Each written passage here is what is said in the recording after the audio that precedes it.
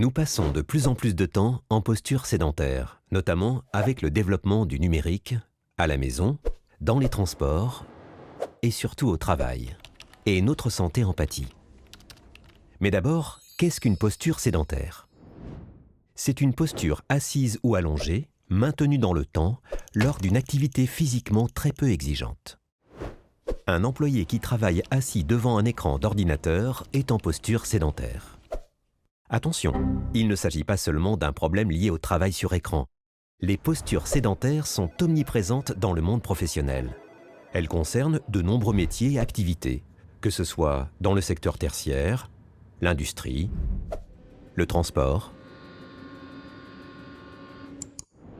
Mais quelles conséquences pour notre santé? Maintenir une posture sédentaire perturbe le fonctionnement de notre organisme. Par exemple, les graisses s'accumulent, le flux sanguin est réduit, la pression artérielle augmente, le diaphragme est comprimé. À terme, les postures sédentaires augmentent le risque de développer plusieurs maladies. Problèmes cardiaques, diabète, cancer, obésité, lombalgie. Et faire régulièrement du sport, même si cela est bénéfique pour notre santé, ne compense pas les effets négatifs liés aux postures sédentaires au travail. Que faire alors? Idéalement, il est conseillé d'interrompre les postures sédentaires toutes les 30 minutes. De limiter la durée cumulée de ces postures à moins de 5 heures par jour. Plusieurs solutions existent et peuvent être discutées au sein de votre entreprise. Par exemple, le travail peut être organisé pour favoriser l'alternance des postures.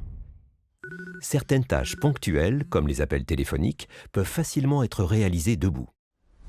Lors des réunions, qu'elles soient en présentiel ou en visioconférence, il est possible de se lever ponctuellement et de prévoir des pauses régulières. L'environnement de travail devrait aussi inciter à se lever, à bouger. Une imprimante au bout du couloir, des tables hautes à la salle de pause, un espace de réunion avec du mobilier permettant de se mettre debout peuvent y contribuer. Le poste de travail peut aussi être aménagé. Par exemple, un bureau à hauteur variable pour alterner entre posture assise et debout. Un pédalier pour ajouter ponctuellement une activité physique légère lors de certaines tâches. Ainsi, pour préserver sa santé, l'idéal est de varier régulièrement les postures.